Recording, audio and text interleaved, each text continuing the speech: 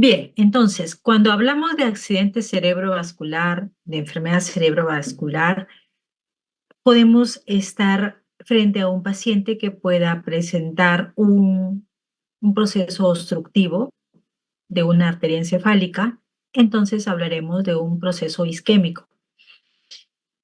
Pero si hay una ruptura, una extravasación de sangre en el encéfalo, estaremos frente a un caso de una hemorragia cerebral. Estos trastornos van a propiciar en el paciente una alteración permanente, aunque a veces hay situaciones en que el evento va a ocurrir de forma transitoria. Y las manifestaciones clínicas que va a presentar el paciente van a depender del área afectada. Recordarán ustedes, la irrigación encefálica está dada por dos grandes sistemas. Una circulación anterior dependiente de la circulación carotidia y una circulación posterior dependiente de la circulación vertebral. Recordaremos pues que estas arterias se van a originar de la aorta y van a ascender hacia el encéfalo, ¿no?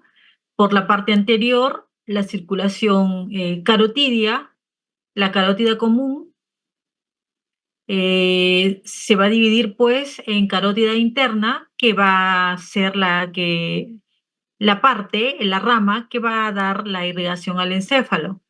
Y bueno, la carótida externa, recordarán pues que va a irrigar estructuras extracraneales, ¿no? No está involucrada en la circulación encefálica. Bueno, la carótida interna va a penetrar en el encéfalo y va a propiciar la circulación anterior, ¿no?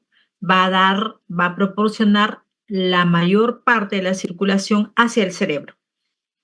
Y la circulación posterior va a estar dado pues por las arterias vertebrales, ¿no? Las arterias vertebrales, dos arterias vertebrales que se van a unir para formar la arteria basilar y que va a proporcionar la circulación, va a proporcionar la irrigación para las estructuras posteriores del tronco encefálico y el cerebelo. Bien, esto es importante que lo tengamos presente porque, bueno, pues de acuerdo al área cerebral afectada, de acuerdo a la arteria afectada específicamente, el paciente va a presentar las manifestaciones clínicas determinadas, ¿no? Bien, las enfermedades cerebrovasculares son importantes desde el punto de vista del impacto que causan en la población, ya que se presentan en un porcentaje significativo y afectan mayormente a personas a partir de la quinta década de la vida. Pero a la fecha, las enfermedades cerebrovasculares se presentan también en personas jóvenes, inclusive en niños. Y hay factores, pues, que han influido, están influyendo para que se presenten más tempranamente, ¿no? Como el sedentarismo, ciertas conductas, comportamientos que en la población general se presentan ahora y que, bueno, pues antes no existían, entonces por ello ahora estas enfermedades, pues también no dejan de ser importantes en poblaciones de menor edad, digamos, ¿no? Ahora, es importante que tengamos presente que cuando el cuadro clínico es aparatoso, mayormente el paciente está presentando una afección posterior, ¿no? O en todo caso también un cuadro aparatoso está relacionado, por ejemplo, con una hemorragia subaracnoidea. Hay que mencionar que de todos los pacientes afectados por una enfermedad cerebrovascular, solamente el 20% recobra independencia funcional. Por ello es importante que nosotros actuemos adecuadamente, actuemos tempranamente para disminuir la discapacidad que el paciente pudiera presentar a futuro. Bien, pero, ¿qué situaciones van a propiciar que una determinada persona, un paciente, tenga más riesgo de presentar una enfermedad cerebrovascular? Hay factores no modificables como la edad, ¿sí? A mayor edad, mayor riesgo de padecer una enfermedad cerebrovascular. El género, ¿sí? En este caso, las enfermedades cerebrovasculares están más asociadas a el sexo masculino. La raza también, la raza morena, la raza negra, tiene más riesgo de presentar una enfermedad cerebrovascular. Y bueno, se asocia también factores relacionados a la herencia. Hay factores modificables que deberíamos tener en cuenta, controlarlos adecuadamente en una persona, un paciente que presenta estos factores para disminuir el riesgo de que pueda presentar una enfermedad cerebrovascular. Así tenemos pues la hipertensión arterial, la diabetes mellitus, dislipidemias, cardiopatías, condiciones médicas que están más relacionadas con la ocurrencia, con el riesgo de presentar enfermedades cerebrovasculares. O también ciertos comportamientos, ¿no? Como tabaquismo, alcoholismo, sedentarismo. Entonces, estos son los principales factores de riesgo que van a influir en que una persona pueda presentar una enfermedad cerebrovascular. Cuando abordamos a un paciente con ictus, idealmente, deberíamos pues contar con profesionales que puedan brindar el mejor soporte al paciente, sobre todo pensando en proporcionarle la mejor asistencia para disminuir la discapacidad, ¿no? Disminuir la discapacidad futura en el paciente, ¿no? Además del médico general, es importante, pues, idealmente, contar con un neurólogo, un radiólogo, una unidad de ictus para poder abordar adecuadamente al paciente. Cuando tenemos un cuadro abrupto que se presenta de manera súbita, un paciente que presente un déficit motor, un cuadro repentino, pues nosotros nos vamos a orientar a que el paciente esté presentando un cuadro de enfermedad cerebrovascular. Entonces, en esa situación, nosotros deberíamos precisar el diagnóstico.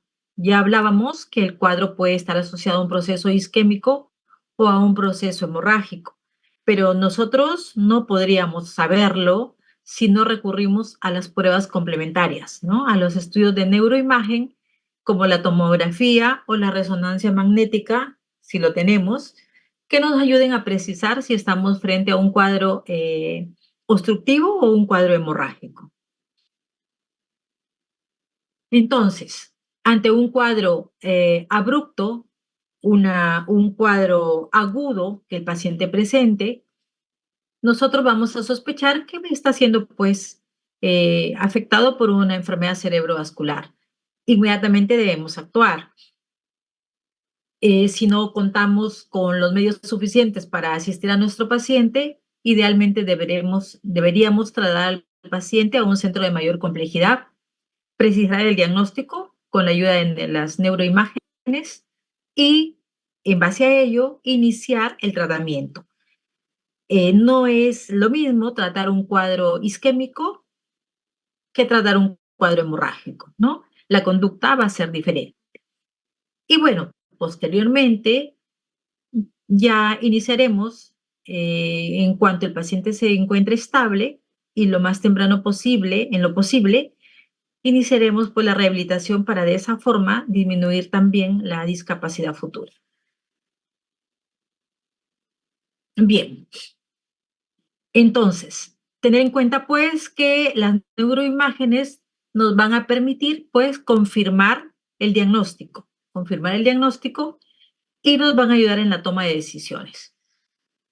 Hay que considerar también que los pacientes, como mencionábamos antes, los pacientes que presentan una enfermedad cerebrovascular, mayormente tienen ciertos factores de riesgo, ¿no? Ya hablábamos de la hipertensión, la diabetes, las cardiopatías, entre las más frecuentes, que van a, pues, a propiciar, van a influir para que una persona pueda presentar una enfermedad cerebrovascular. Hay terapias específicas que vamos a brindar a nuestro paciente, ¿no? Se puede antiagregar el paciente, si es un paciente que requiere el uso de anticoagulantes, también podemos recurrir al uso de los anticoagulantes. eh, Podríamos brindarle la alternativa de una trombolisis, una trombectomía, en fin, de acuerdo a cada paciente. El tratamiento va a depender del paciente que vamos a abordar.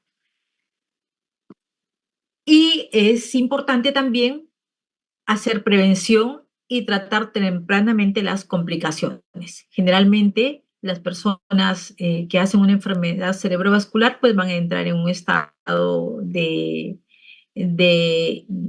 inmovilidad, si se quiere llamar así, y muchas veces van a entrar en un estado de postración. Entonces hay que prevenir las complicaciones que se puedan presentar, las comorbilidades, ¿no? Igualmente, hay que mencionar que una persona que hace una enfermedad cerebrovascular tiene más riesgo, en un 30%, refiere la literatura, de presentar un nuevo evento cerebrovascular que las personas que no hemos presentado estas enfermedades, ¿no? Entonces, el riesgo de una persona que presenta una enfermedad cerebrovascular volver a presentar un nuevo evento está considerado en un 30% mayor. Y bueno, en estas situaciones, en estas patologías, es indispensable, apenas sea posible, apenas el paciente ya se encuentre estable, iniciar inmediatamente la rehabilitación. La rehabilitación, recuerden ustedes, la plasticidad neuronal. Mm, ¿Qué buscamos con la rehabilitación? Ya vamos a ver luego que vamos a tener un daño, ¿no? Vamos a tener una necrosis o vamos a tener un tejido dañado de pronto por una ruptura.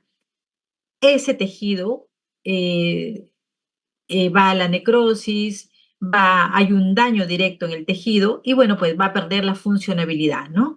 Entonces, ¿qué buscamos con la rehabilitación? Activar la plasticidad neuronal, que las células circundantes aprendan a realizar la función de las células dañadas, ¿no? Eso es lo que básicamente buscamos con la rehabilitación en los pacientes con enfermedad cerebrovascular. Bien, entonces, cuando nosotros abordamos a un paciente con un ACV, inmediatamente, pues vamos a estabilizarlo, ¿no? Como sabemos, ¿no? Una vía aérea permeable. En este caso, nosotros brindamos al paciente una hipervolemia. Sí, ya más adelante en el tratamiento lo vamos a especificar. Bueno, una protección gástrica. Recuerden que es un paciente que está en sufrimiento, que de algún modo va a tender a la acidosis. Y bueno, pues tenemos que brindarle una protección gástrica. Debemos propiciar una neuroprotección. Hay fármacos específicos que nos van a ayudar en la neuroprotección. Inmediatamente estabilizado el paciente, inmediatamente brindada el abordaje inicial, vamos a realizar el estudio de neuroimagen.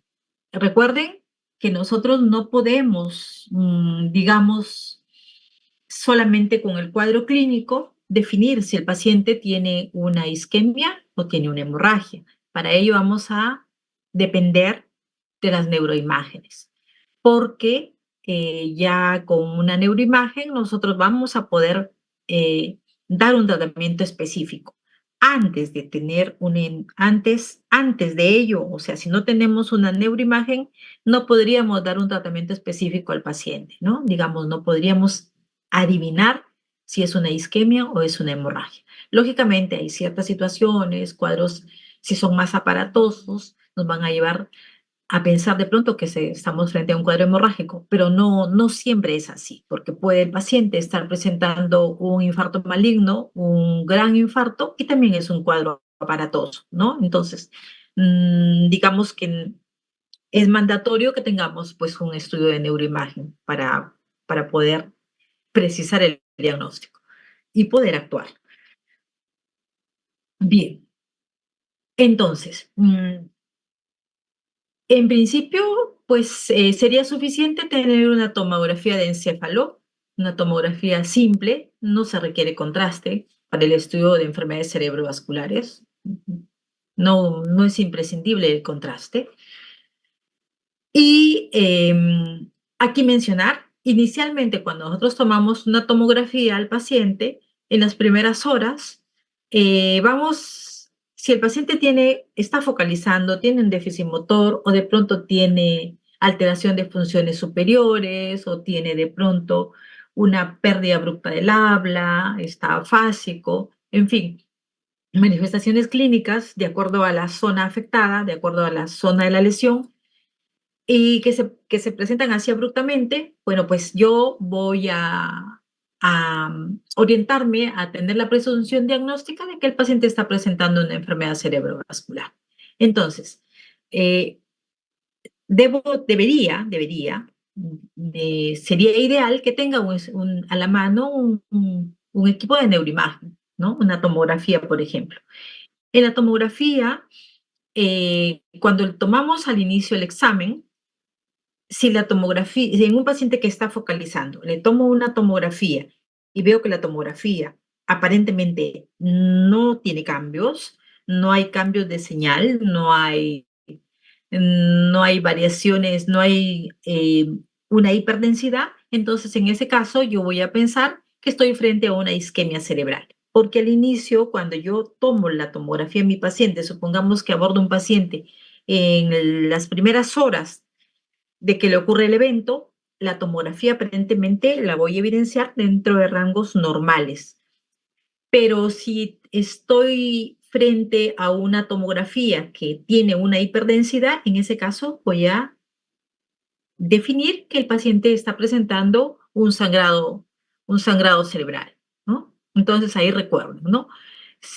En los primeros momentos, le tomo a un paciente que está focalizando, le realizo una tomografía y está aparentemente normal o con cambios mínimos, que a veces, bueno, quizás si un ojito que no está muy entrenado no lo va a poder eh, percibir adecuadamente, pero con cambios mínimos, digamos, o aparentemente normal, ese es un pacientito que está presentando una isquemia cerebral. Pero si al inicio, cuando tomo la tomografía, evidencio una hiperdensidad, es un paciente que está presentando un sangrado cerebral. ¿Ok? Bueno, a ver, sin signos de fosa posterior, se culmina el estudio reconociendo una ubicación supratentorial.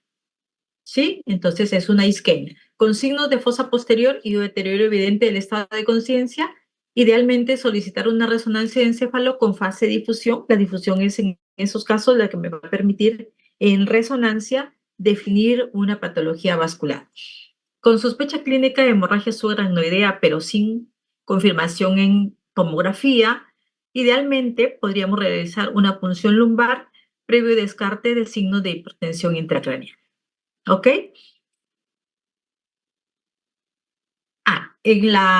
Aquí, recuerden que, ahí les repito, paciente que focaliza en las primeras horas, le tomo una tomografía y está dentro de rangos aparentemente normales, es una isquemia. Pero si le tomo la tomografía y tengo un área de hiperdensidad, es un sangrado cerebral. Ahora, el paciente que le tomé una tomografía y que es un paciente que está focalizando una tomografía aparentemente normal, pero que quiero precisar, le puedo hacer una resonancia, ¿no? Idealmente con difusión, que es lo que me estudia las patologías vasculares. Ahora, para abordar mejor la fosa posterior, idealmente siempre al paciente hay que hacerle una resonancia, ¿sí? En la tomografía no es, digamos, adecuadamente perceptible la fosa posterior, ¿ok?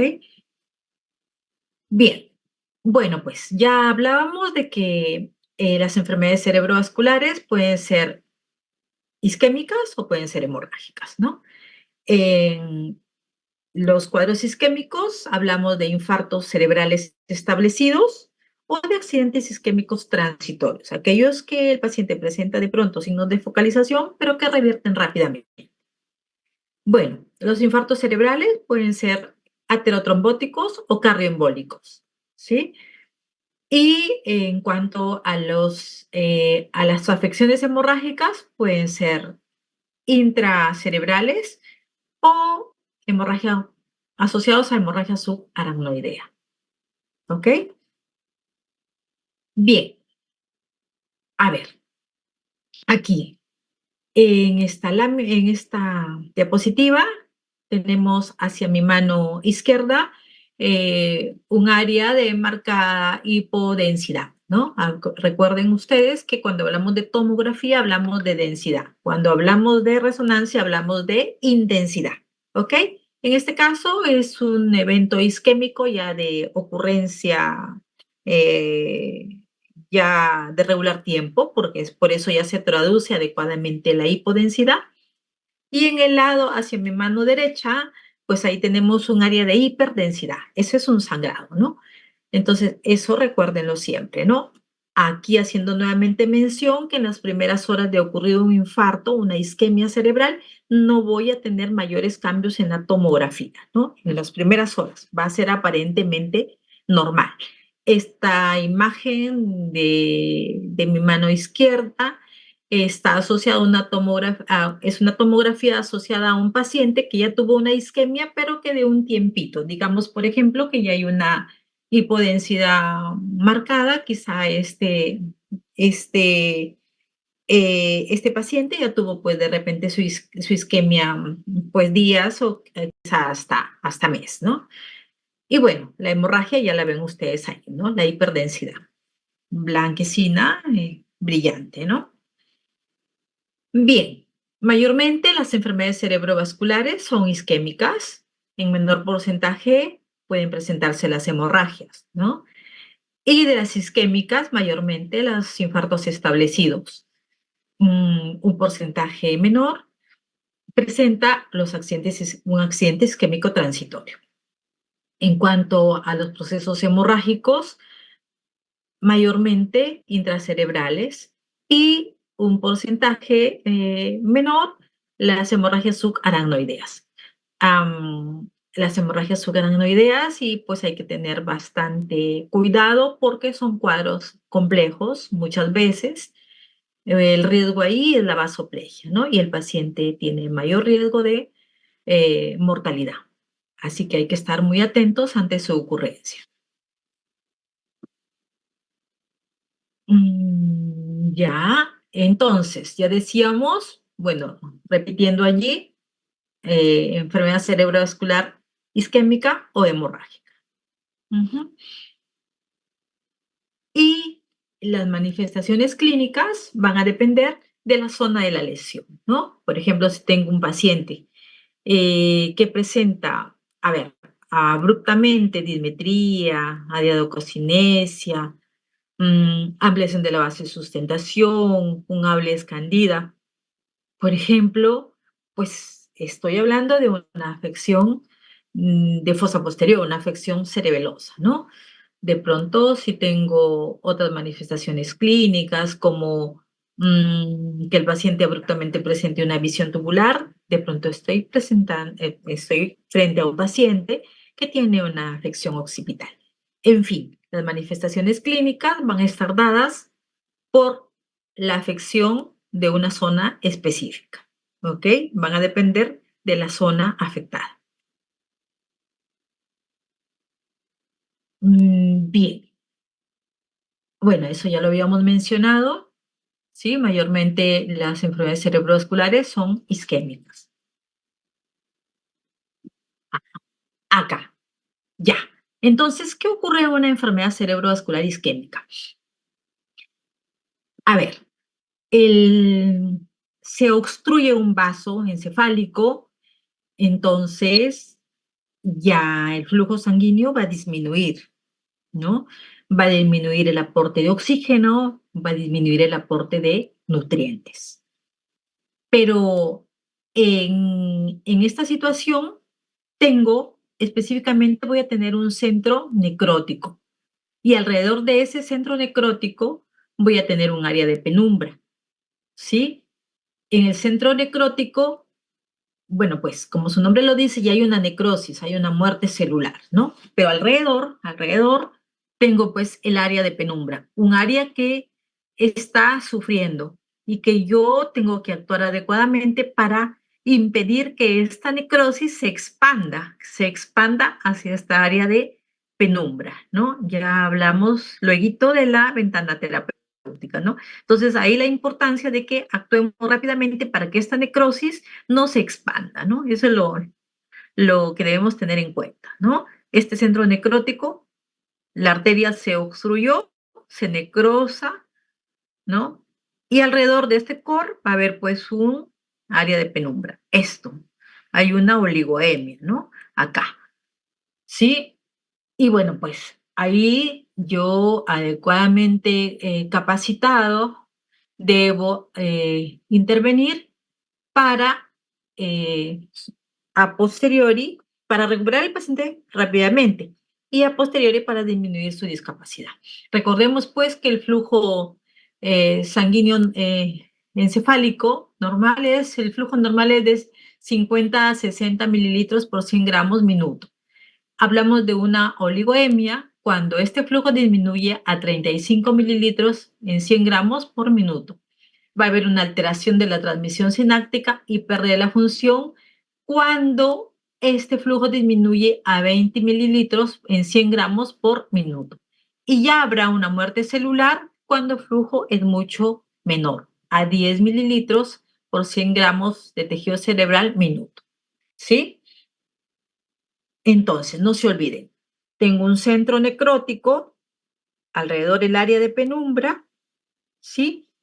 Entonces, hay fuerzas acá em, centrífugas que van a, eh, eh, que buscan propiciar que se expanda la necrosis. Entonces, yo tengo que hacer contra a esas fuerzas para disminuir el riesgo de la expansión de la necrosis. Ahí radica mi actuar, ¿no? Allí apunto, ¿sí? Ya luego con la terapéutica, la forma de administración del tratamiento, me van a entender más esta laminita, recuerden. Ahí está. Bueno, la penumbra es un área de tejido cerebral con hipoperfusión alrededor de un núcleo, ¿no? De un centro necrótico, ¿sí? Ahí lo tenemos nuevamente, el centro necrótico y alrededor el área de penumbra. Este centro necrótico ya está necrosado y este tejido alrededor está sufriendo, está en riesgo, en alto riesgo de necrosarse. Yo tengo que actuar, ¿sí? Con una fuerza centrípeta para evitar que se expanda. Centro necrótico y penumbra isquémica mostrando ondas de despolarización que partiendo del centro necrótico avanzan hacia la zona de penumbra, condicionando el daño celular. ¿Sí? Ahí lo tenemos. Ya está. Ya aquí repitiendo, ¿no? Entonces, un flujo sanguíneo cerebral normal de 50 a más, ¿no? Pero ya cuando hay una oligoemia, tengo pues ya tengo un inadecuado aporte de oxígeno, un inadecuado aporte de nutrientes. Y si ese flujo disminuye significativamente, si hay un proceso obstructivo, pues voy a tener una necrosis. Bien, todas las alteraciones que se presentan en el proceso isquémico, ¿no? Va a haber una disminución del flujo sanguíneo cerebral, disminución de las reservas energéticas, tendencia a la acidosis, hay una disfunción de la bomba sodio-potasio, una despolarización de la membrana, ocurre la liberación del glutamato, la activación de receptores de MDA y AMPA, apertura de los canales de calcio, va a haber un aumento del calcio intracelular, producción de radicales libres y bueno, pues la muerte celular, ¿no? Va a ocurrir una apoptosis, necrosis. Bien, entonces, ya hablábamos que el evento isquémico está asociado a situaciones de cardioembolia o alteraciones aterotrombóticas, ¿no? Entonces, estas situaciones son las que van a llevar a que ocurra el proceso obstructivo y se presente, pues, el evento isquémico, ¿sí? Entonces, de ahí la importancia de hacer prevención en pacientes cardiópatas, en pacientes que presentan situaciones de dislipidemia, luchar contra la dislipidemia para poder disminuir el riesgo de estas situaciones, disminuir el riesgo de ateroma, disminuir el riesgo de aterosclerosis, disminuir el riesgo de trombosis, que me va a llevar pues a disminuir la ocurrencia de afecciones asociadas a isquemia. Ya hablábamos de esto, defender la zona de penumbra isquémica, ¿sí? Detener el daño primario, que el centro necrótico no se expanda. Yo actúo desde afuera para impedir la expansión de ese centro necrótico. Y bueno, a futuro yo actúo para que a futuro disminuir el daño secundario.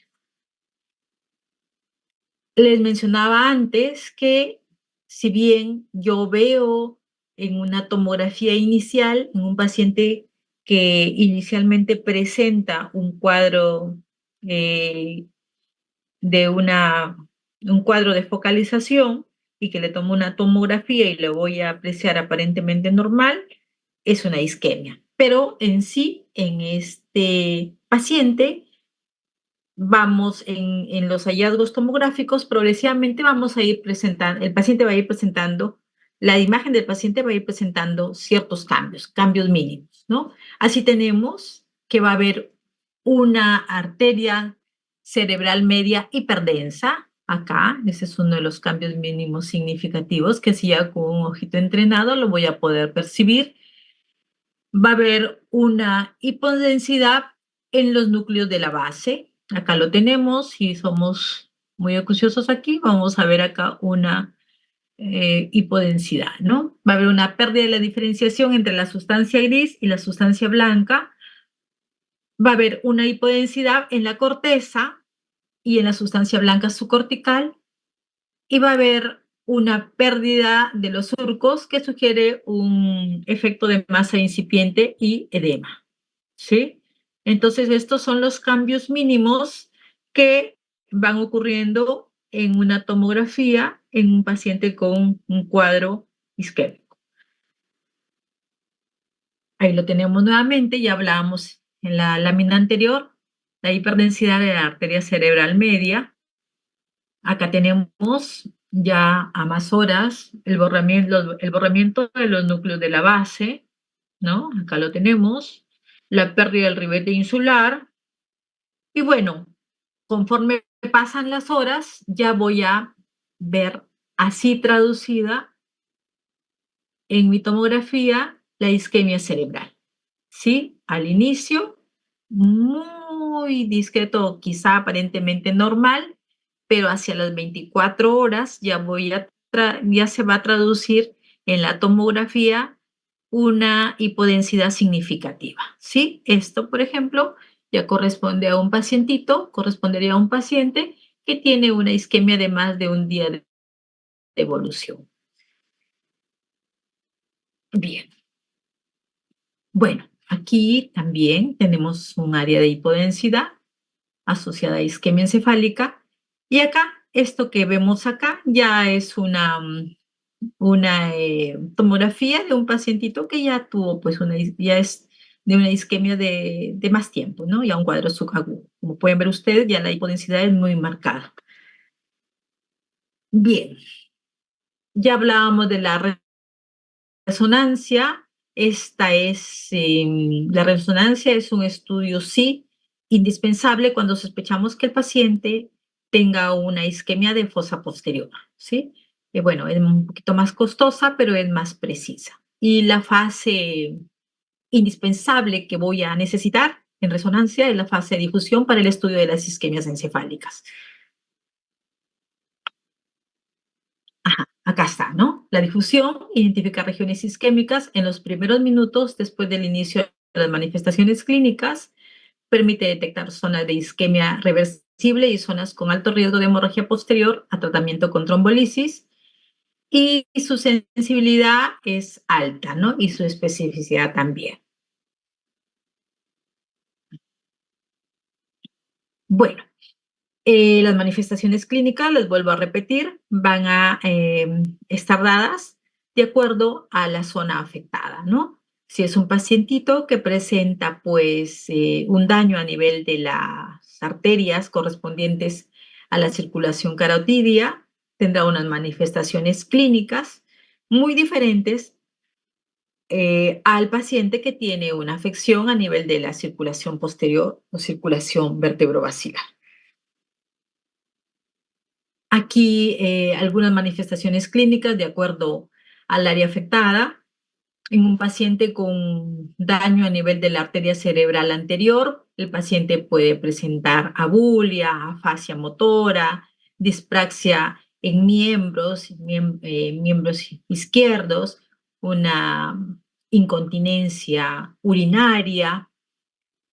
Si el paciente tiene daño a nivel de la arteria cerebral media, presentará una hemiparesia contralateral, puede haber una hemianoxia contralateral, el paciente puede presentar una afasia global, una negligencia espacial, y en casos en pacientes más afectados, una desviación oculocefálica. Circulación posterior, el paciente presentará pues dismetría, diadococinesia, manifestaciones de alteración cerebelosa, una marcha con ampliación de la base de sustentación, de pronto pueda presentar una oftalmoparesia, alteraciones de disfunción orofaringia, el característico vértigo central, ¿no? Un vértigo con nistagmus vertical, un vértigo subjetivo, ¿no? Que el paciente tiene la sensación del cuadro vertiginoso, no es el medio, sino el paciente tiene la sensación de la afección vertiginosa.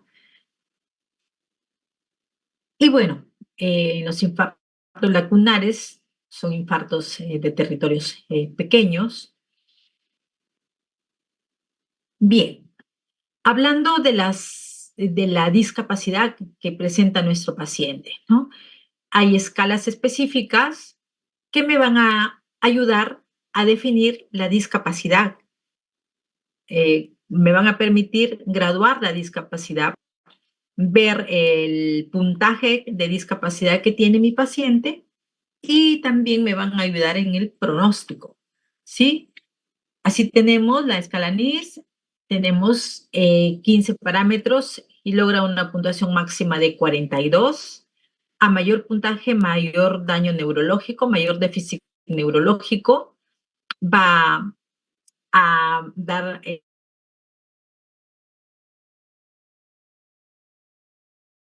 hacer la puntuación, ver la severidad del daño que presenta mi paciente.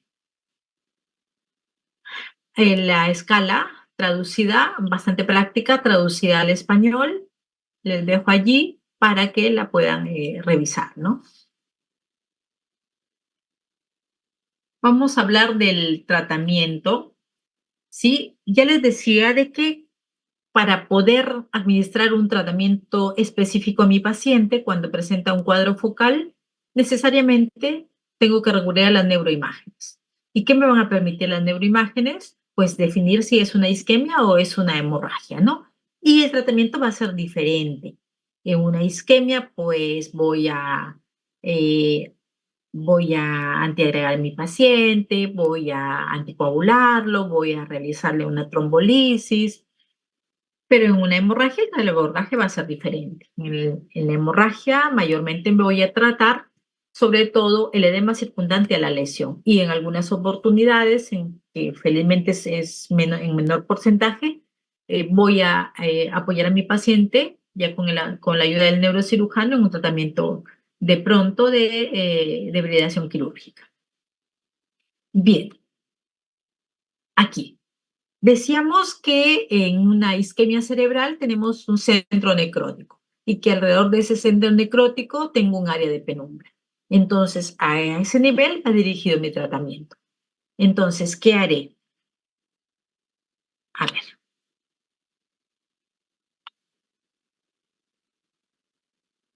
ya está. Entonces, tengo que actuar lo más rápido posible. La ventana terapéutica para que la discapacidad disminuya en el paciente es de 4 horas. Está demostrado que los pacientes que son abordados más allá de las 4 horas tienen a futuro mayor discapacidad.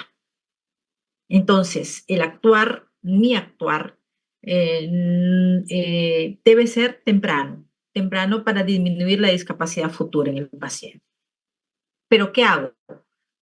Tengo que salvar este área de penumbra.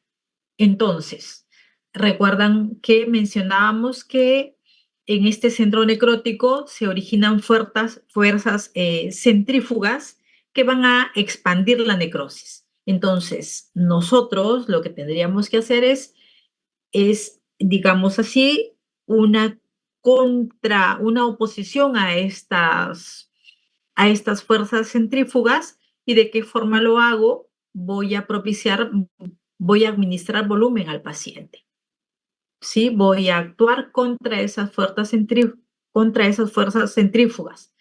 Entonces, voy a tratar de hacer contra esa expansión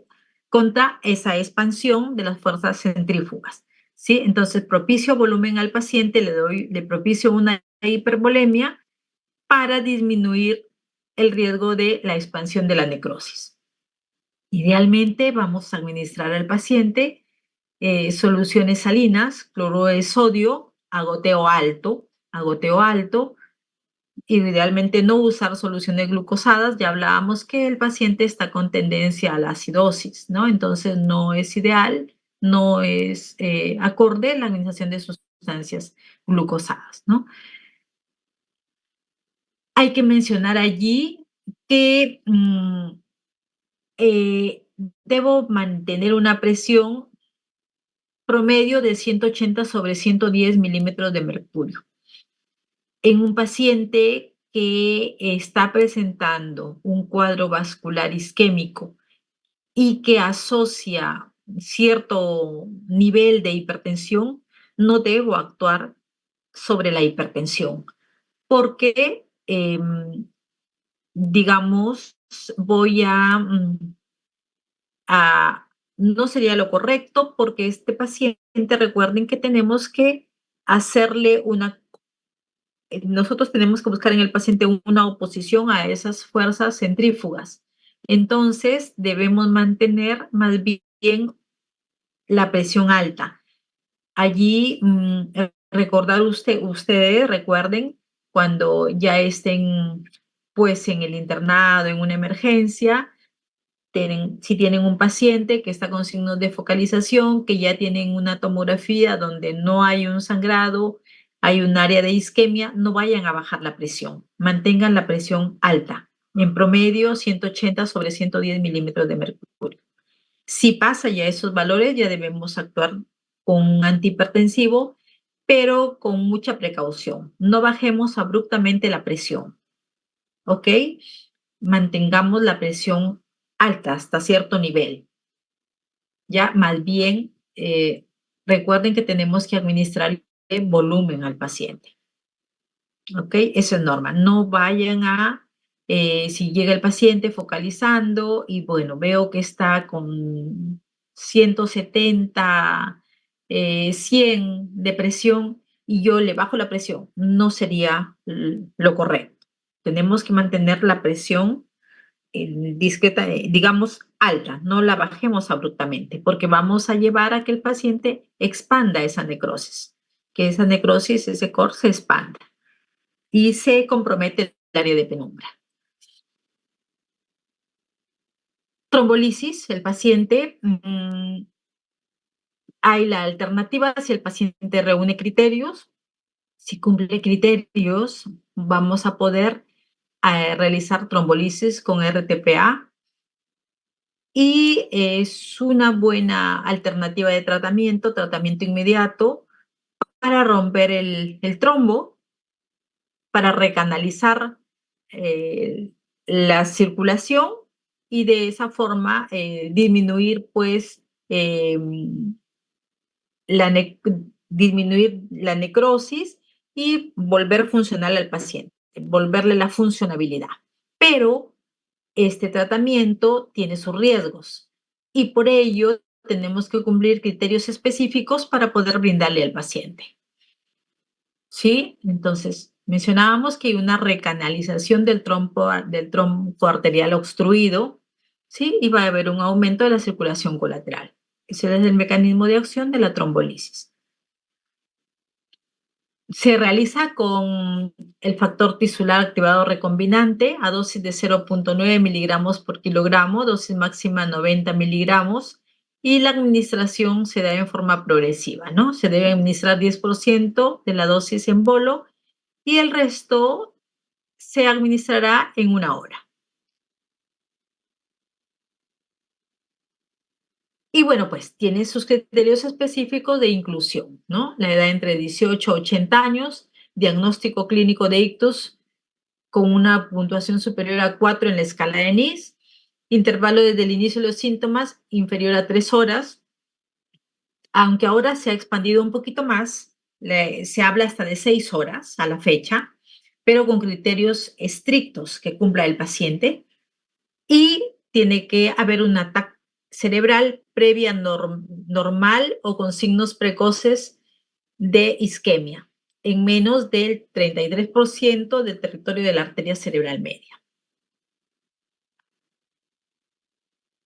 Bien, se menciona también una terapia trombolítica, ¿sí? Para el ictus, ¿no? Un mecanismo similar al que se produce en el IMA y con buenos resultados. Pero Cochrane refiere pues que hay una probabilidad de muerte en los primeros 10 días. Así que esta terapia se toma con pinzas. Ya. Tenemos un paciente con isquemia cerebral. Una buena alternativa de tratamiento es la antiagregación. La antiagregación con ASA o con clopidogrel, ¿sí? Puede realizarse la antiagregación con uno de estos fármacos, con ASA, a dosis altas, o con clopidogrel. Algunas corrientes sugieren el uso de ASA más clopidogrel, sobre todo en pacientes cardiópatas, aunque hay que tener cuidado porque puede haber una conversión hemorrágica. Sí, ocurre, no es poco frecuente, que el paciente que tiene una isquemia cerebral, quizá a veces no se toman la respectiva precaución y el paciente puede complicarse y hacer una transformación hemorrágica. Así que ahí hay que ser muy cautos. ¿Sí? Lo que les mencionaba, ¿no? Entonces, puedo antiagregar a mi paciente con ASA, puedo utilizar dosis de 100 a 325 miligramos día y clopidogrel a dosis de 75 miligramos día. Algunas corrientes no sugieren el uso combinado, ¿no? No, tampoco se ha obtenido mayor beneficio con la combinación de ambos fármacos. La terapia anticoagulante, sobre todo en pacientes cardiópatas. Lo bueno en la terapia anticoagulante es que a la fecha hay nuevos fármacos que se utilizan en estos tratamientos, ¿no? Por ejemplo, pacientes fibriladores. Antes teníamos el riesgo de que, bueno, había mayor riesgo porque solamente teníamos warfarina para el uso, ¿no? Pero a la fecha tenemos fármacos como el rivaroxaban, que es un fármaco muy bien tolerado y con menos riesgo de sangrado en el paciente.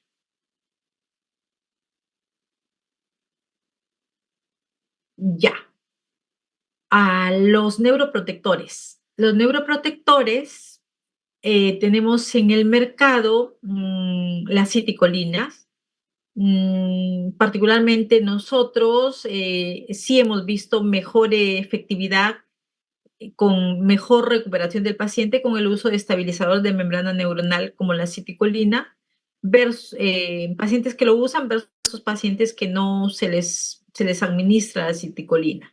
La recuperación es más rápida en pacientes que usan los estabilizadores de membrana neuronal. Sí, inicialmente, bueno, sí, aquí hay que mencionar que los estabilizadores de membrana neuronal, como la citicolina, su uso, la efectividad de su uso no va más allá de las 6 semanas. Después de ello ya no aporta mayor beneficio al paciente. ¿Sí? También se ha demostrado que en los pacientes que se les administra los estabilizadores de membrana neuronal, tienen menos riesgo de deterioro cognitivo asociado a demencia vascular post-isquemia cerebral. Bueno, mencionar que la corticoterapia no está indicada en pacientes, en el tratamiento de pacientes con patologías isquémicas, ¿no? No aporta ningún beneficio, ¿no? El uso de la corticoterapia no tiene evidencia que mejore las condiciones del paciente. Recuerden ustedes que en las patologías vasculares tenemos lo que prima en el paciente es un edema citotóxico, ¿sí? Pues también recordarán que la corticoterapia está indicada para edema vasogénico. Ojo ahí, oído ahí, lo que les menciono, ¿sí? Cuando hablamos de patologías vasculares, el edema asociado es un edema citotóxico, mientras que cuando hablamos de otras patologías, por ejemplo, de procesos expansivos, el edema allí es el edema vasogénico, ¿ok? No es que, patología vascular, edema vasogénico, no. En el edema asociado a las patologías vasculares, tenemos un edema citotóxico. Y en ese edema citotóxico, como vamos a ver luego en las hemorragias, o también, por ejemplo, podría ser en los isquemias, en los infartos malignos, voy a utilizar manitol, a diferencia de la corticoterapia, que la voy a usar en el edema vasogénico, para los procesos expansivos, por ejemplo, solo como mención. La rehabilitación del paciente ya les mencionaba antes que es indispensable, ¿no? Es indispensable. Apenas mi paciente esté estable, debo iniciar la fisioterapia. Porque por la plasticidad neuronal, sobre todo en personas jóvenes, ¿no? Eh, asocian ustedes la plasticidad neuronal a que las células vecinas, a las dañadas, tienen que aprender la funcionabilidad perdida en las células necrosadas, ¿no? En el tejido necrosado. Bien, respecto a enfermedad cerebrovascular hemorrágica, esta puede traer pues una hemorragia subaracnoidea, una hemorragia intracerebral primaria o una hemorragia intracerebral secundaria. La hemorragia subaracnoidea es una hemorragia repentina dentro del espacio subaracnoideo, ¿no? Que está comprendido entre la pía madre y la aracnoides. La hemorragia intracerebral primaria representa un porcentaje alto de los casos y se va a originar por la ruptura espontánea de vasos encefálicos, mayormente asociado a hipertensión crónica o a angiopatía mieloide. Mientras que la hemorragia intracerebral secundaria es aquella que va a estar asociada a ciertas patologías o anomalías vasculares, como los aneurismas o las malformaciones arteriovenosas. Puede estar asociada también a la ocurrencia de tumores o trastornos de coagulación.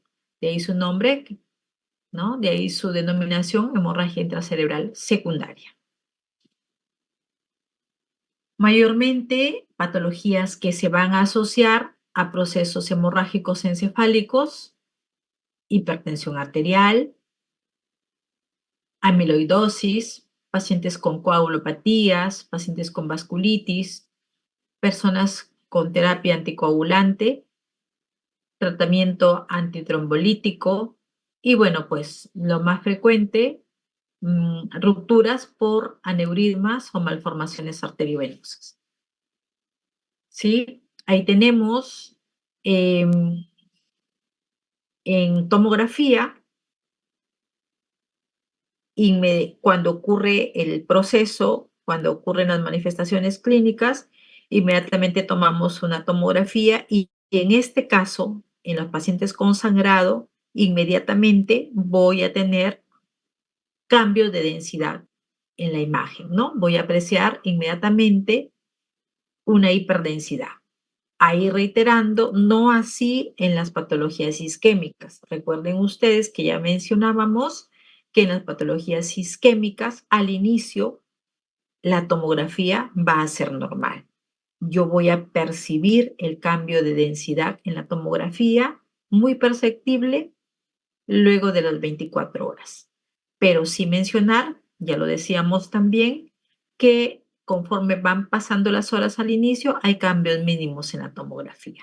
No así en la hemorragia, que el cambio de señal, la hiperdensidad, es perceptible desde el inicio de la ocurrencia de las manifestaciones clínicas, desde el inicio del evento.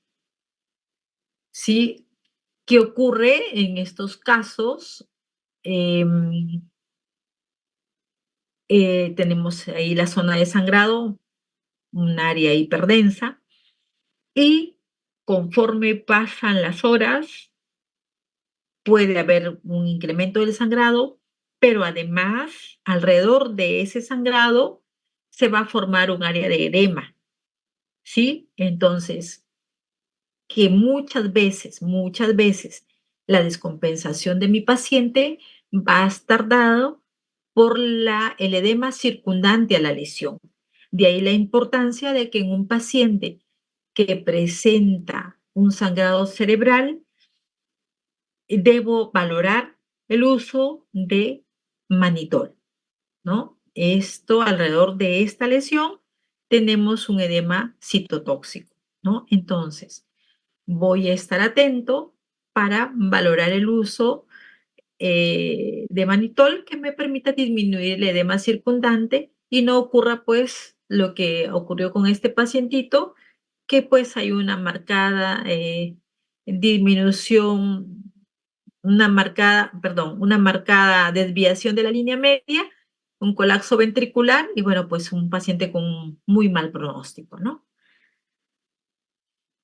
Sí, importante allí, eh, criterios específicos, las escalas que debo tener en cuenta para valorar a mi paciente, ¿no? Tenemos la escala de Hansen-Hess para hemorragia subaracnoidea y la escala de Fischer, que me van a ayudar sobre todo para el pronóstico en mi paciente. Ahí tenemos la graduación en la escala de Hansi-Hens, que va de 1 a 5, y en la escala de Fischer también tenemos una graduación que va hasta 4. Ahí la tienen ustedes, ¿no? Va a haber en la escala, el nivel se va incrementando conforme el daño va siendo más severo. Ya, ahí tenemos, entonces, recuerden, volviendo a reiterar, ante este edema citotóxico, necesito el uso de manitol, ¿no? Manitol.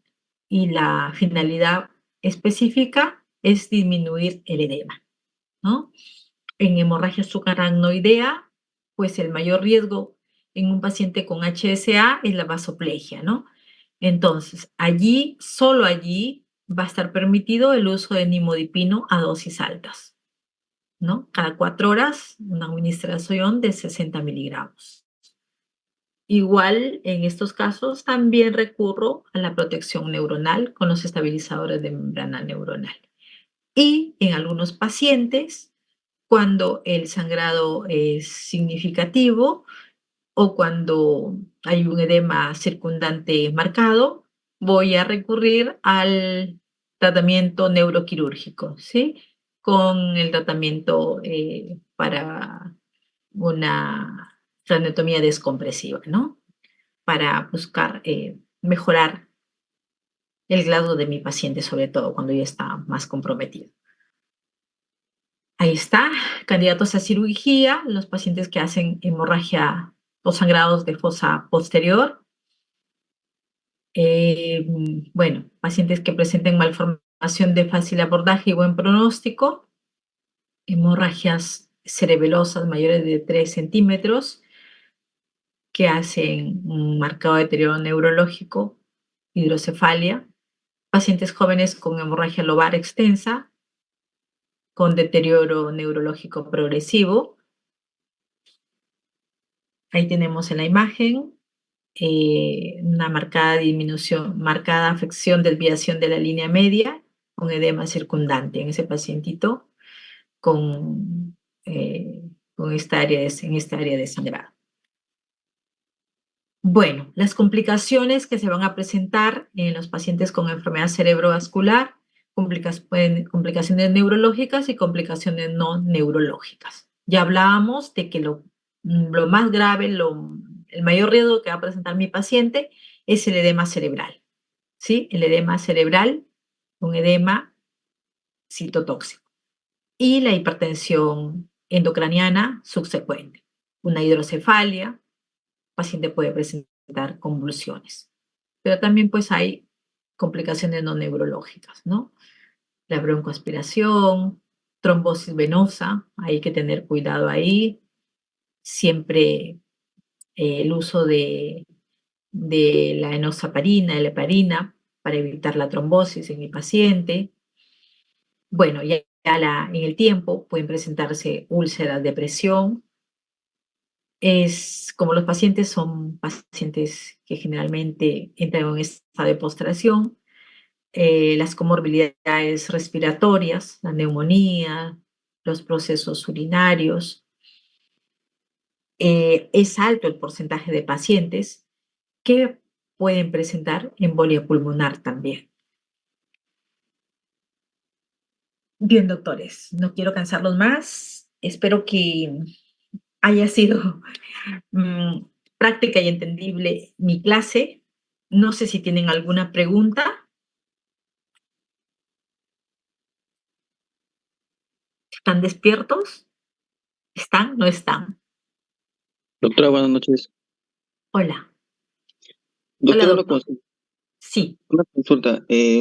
Como usted mencionaba, este periodo en el cual todavía, digamos que el tratamiento farmacológico que le podamos dar va a tener un beneficio. Nos mencionaba 4 horas en el isquémico la y 6 ventana isquémico. terapéutica. Sí. Ajá.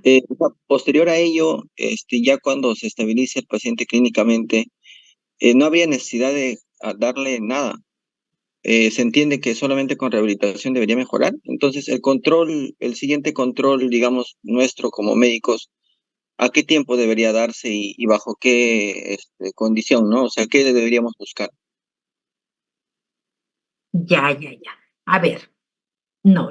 La idea de la ventana terapéutica es que el actuar nuestro, idealmente debemos abordar al paciente en estas 4 horas. Sería lo ideal, lo correcto. Lógicamente, muchas veces no sucede así. El paciente llega después de las 4 horas, al día siguiente. ¿Por qué mencionamos la ventana terapéutica? Porque mientras más temprano actuemos, la discapacidad va a ser menor, ¿sí? Los riesgos de complicaciones también van a ser menores, pero no significa que después de las 4 horas no vamos a actuar. Igual vamos a actuar, pero vamos a tener en el paciente mayor discapacidad, riesgo de, algunas veces, riesgo de complicaciones y hasta mortalidad, ¿no? Entonces, la ventana terapéutica se menciona para que el abordaje sea temprano.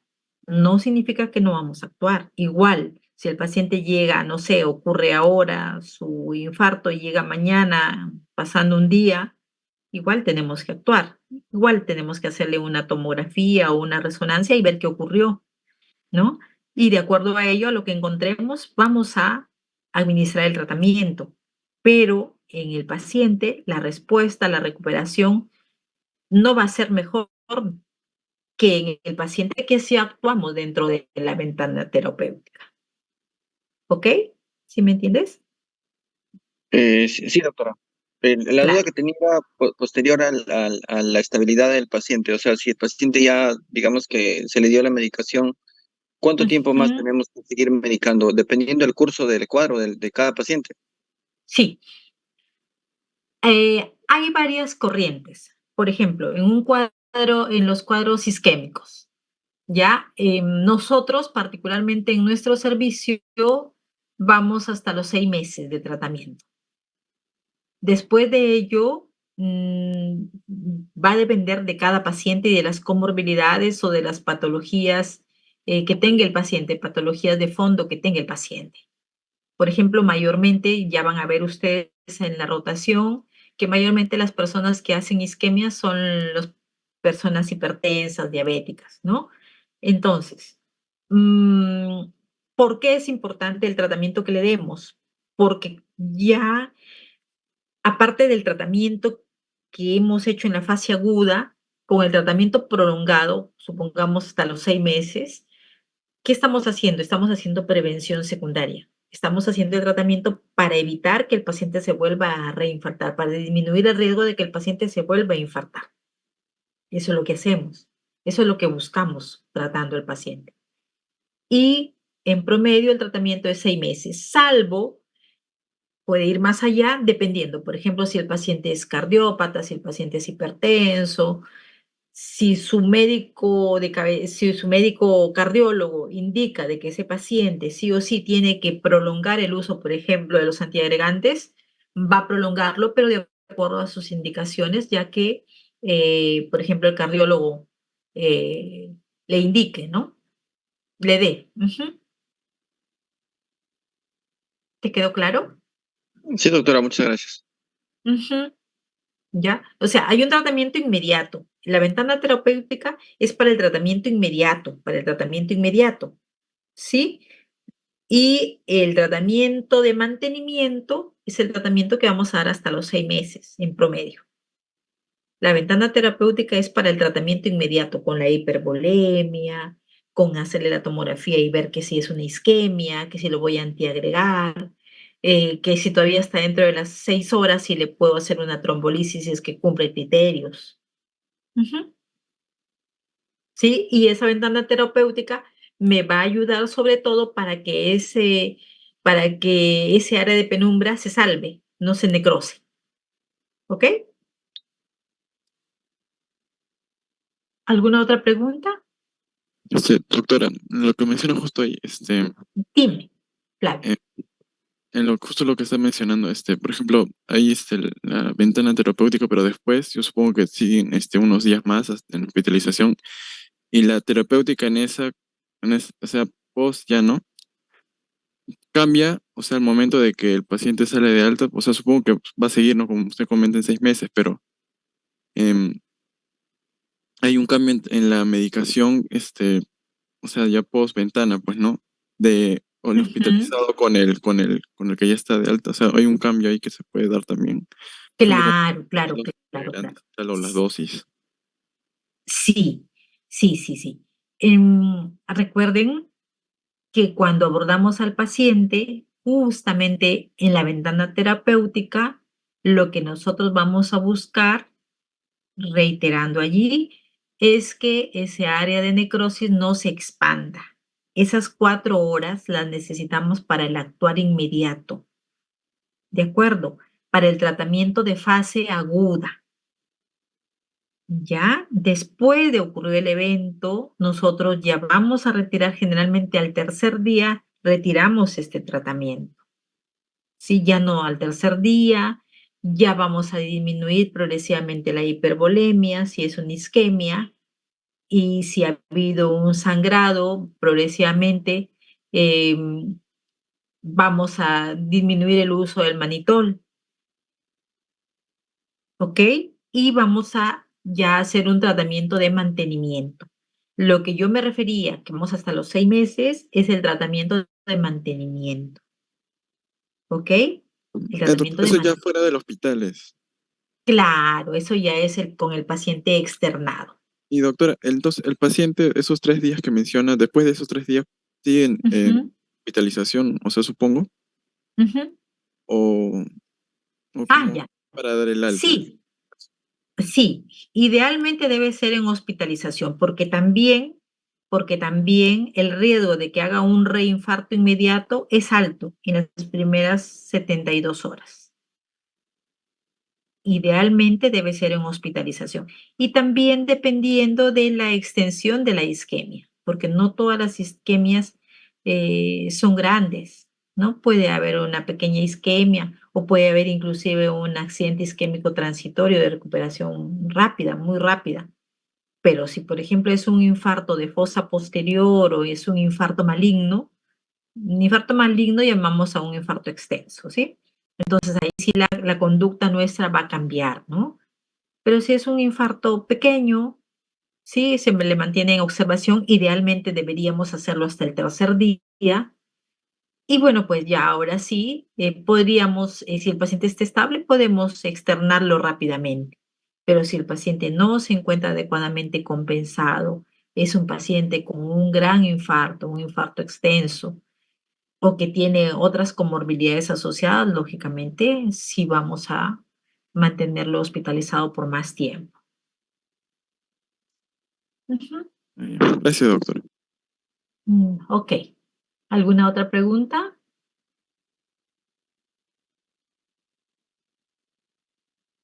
¿Preguntas, chicos? Ya se durmieron. Bueno, ya no los canso más. Sé que están post-examen, ¿no? Deben estar cansaditos. Bueno, ya pues, entonces yo le voy a pasar